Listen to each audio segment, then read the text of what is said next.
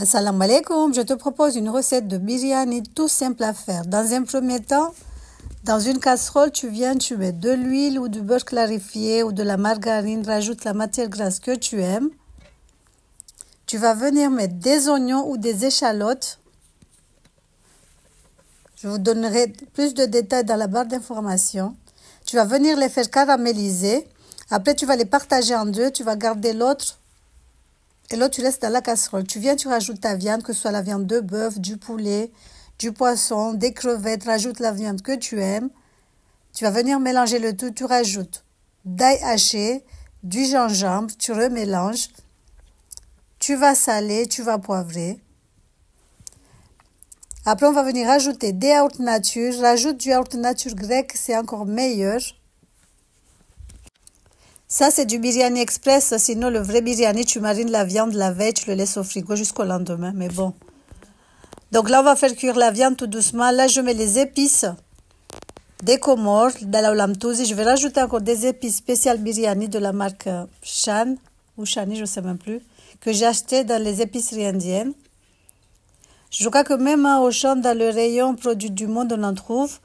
Donc, de notre côté, je mets de la coriandre, de la cardamome, du cumin, des bâtons de cannelle, des feuilles de laurier, de l'anis étoilé.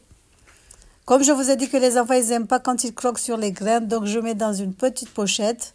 Il vous faudra aussi du colorant alimentaire jaune et orange, ça reste facultatif. Donc, on va voir la cuisson de la viande. La viande est bien cuite, donc là, c'est bon. On va venir ajouter de la tomate pelée, sinon vous pouvez rajouter des tomates fruits si vous en avez. De la tomate concentrée aussi. On va venir mélanger le tout. On va couvrir et laisser cuire tout doucement. Donc, dans une autre casserole, tu fais bouillir de l'eau salée. Tu rajoutes les épices que je vous ai montré tout à l'heure. Tu vas rajouter un tout petit peu de matière grasse. Tu vas faire bouillir le tout. Après, tu fais griller un tout petit peu. Tu fais dorer des raisins aussi. Ça reste facultatif. Tu n'es pas obligé d'en mettre. Donc voilà, tu les mets de côté. On rajoute des tranches de citron aussi dans l'eau. Après, tu rajoutes le riz que tu as lavé et égoutter. Donc j'ai changé de casserole parce que celui-là, il était trop petit. Donc je rajoute des petits pois. À la place des petits pois, vous pouvez rajouter des lentilles. J'ai mis de la coriandre, du persil, de la menthe. Je rajoute un tout petit peu d'oignons. Les oignons qu'on a fait caraméliser tout à l'heure. Donc le riz est à moitié cuit, je le pose sur la sauce. Vous pouvez aussi alterner si vous voulez, mais bon. Donc voilà, je mets le tout. On va venir poser les oignons caramélisés dessus, les raisins qu'on a fait frire.